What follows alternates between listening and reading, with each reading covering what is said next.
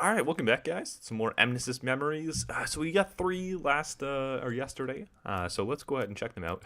We got New Economic Pact, Monopolist. Why are they doing this? Mnemopolis Tower. First, what? Why? That is just seems so unnecessary. And then we got SAT technology. So let's start checking them out. Let's check out the New Economic Pact 2059. Okay, so I think this is more recent. I don't really know what the current date is. It's at least past 2073. I think we're in 2080. I think that's something. But otherwise, here we go. Memorize was the prime motor in the resurgence of Neo-Paris, but many other leading companies also played an important role in the city's economic growth. 2059 was the year of the New Economic Pact, the era of the Great Project and return of employment opportunities. Every part of the city buzzed with the same optimistic energy as the Merifique slowly rose up around it.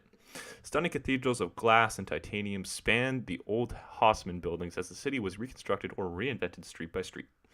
At the center of this feverish activity, a handful of brilliant people in Neo-Paris planned the secret keys to the city's future prosperity. Amélie Leblanc Coing had just discovered the hyper-fertility chain that enabled vertical farms to be built above ground, so that for the first time in history, the city was able to produce more food than it consumed. Wow, Darren Grimaud. Wait a second. Yeah, okay. Darren Grimaud designed the industrial version of the REC, Ray Energy Converter, during this period, a coating that converted kinetic energy from raindrops into electricity to power vehicles. Charles Cottier-Wells was still working on digitizing the human memory, a crucial discovery that would revolutionize civilization and make Neo-Paris the major economic powerhouse in this brave new world. All right, so things started to turn back around in 2059. After the crash, kind of, in 2020. Yeah, so things started to turn back around in 2059, and I guess since then, things have been, quote-unquote, getting better. But here we go, Mnemopolis Tower, let's check this one out. So this is a landmark, so this is actually a place that we'll probably visit at some point. So yeah, the building of the Mnemopolis Tower dates... I'm saying that wrong. The Mnemopolis Tower dates from the early 2060s. It was designed to house the memorized central servers, but its transformation into arcology only dates from 2072. Permanently evolving and almost entirely self-sufficient, Mnemopolis Towers represent the most ambitious, large-scale social and memorial experiment project in the city. Inspired by the Radiant City built by the architect Le Corbusier in the 20th century, Charles Cottier-Wells commissioned a gigantic archaeological tower in the center of Neo-Paris based on the philosophy of a perfect city. According to its creator, this complex heralds a future where human beings will experience peaceful and total social symbiosis through integral memory sharing. Not only does its height and shape, a slender tripod, make it immediately recognizable, but the gigantic orange cube is suspended in the air, supported by three buildings forming the complex. Dubbed the Conception Cube, this orange heart houses both the memorized central servers and the laboratories and apartments owned by Charles Cottier-Wells. The residents of Mnemopolis enjoy a special status in Neo-Paris, and life in the tower offers an enviable lifestyle: comfort, luxury, security, tranquility, and freedom. However, in exchange for these ideal conditions, the residents have agreed to share their memory and experiment with new social norms through an increased use of the Sensen. To a certain extent, they are primarily citizens of Memorize rather than citizens of Neo-Paris, apart from the purposes of administration. The philosophical principles of Mnemopolis draw on anthropological theories of collective violence, whereby acts of hatred and brutality arise out of fear of others.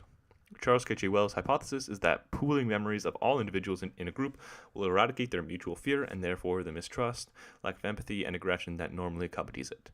The Monopolis slogans, "Don't be afraid," "Don't ask what you can do for Monopolis, but ask what Mnemopolis can do for you," are the perfect examples of this new social contract. Okay, so this is the place where Charles Cottier-Wells lives, I guess. So Charles Cottier-Wells is the head man, the main man of Memorize that invented the Sensen. So we're probably going to be going here and probably try and destroy it or something to get rid of Memorize. But Charles Cottier-Wells, our father. So interesting decisions.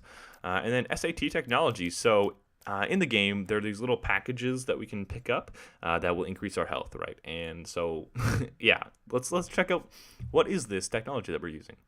So SAT technologies have turned the use of automated care systems, access to patient profiling, and administering of nano agents into routine procedures. So what some agent? Oh, okay. Some agent or SAT technology was the result of a change in the medical paradigm arising from three developments: automation of non-surgical procedures, SAT terminals and stations, profiling of patient monitoring, resilience factor, and extensive authorized range of preventative and curative nanotechnologies. Okay, cool. SAT terminals evolved out of these developments, and automated systems are now commonly used throughout Paris, offering subscribers a full diagnostic and care service. Depending on the medical need, wound inflammation, poisoning, fracture, migraine, etc., the terminal administers a nanoflow of somatic energy into the client's body to restore the correct level of physical performance, treating any condition that doesn't require serious surgical intervention quickly and painlessly. The authorities recently increased the distribution of SAT stations across the city for the less than fortunate citizens.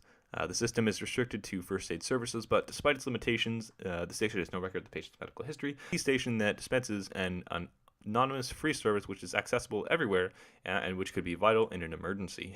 We're taking a full advantage of that. Applications were developed outside of the public sphere to permanently boost an individual's resilience factor by flooding their organism with restorative nanoagents dubbed SAT patches. The applications were developed for exclusive use of Saberforce, but are also available on the black market. Okay, so we're using the black market ones, obviously. Yeah, so that explains some things. So whenever we pick up an SAT patch, our max health will increase, or will go towards our max health increasing. So that makes a lot of sense. And then, these little health things that we get at the end of every fight scene, I guess, are the SAT. So that's pretty cool. And I think that's all we got. I think those are all three. So that's pretty cool.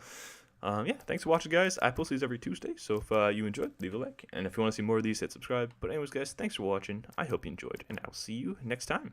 All right, bye, guys.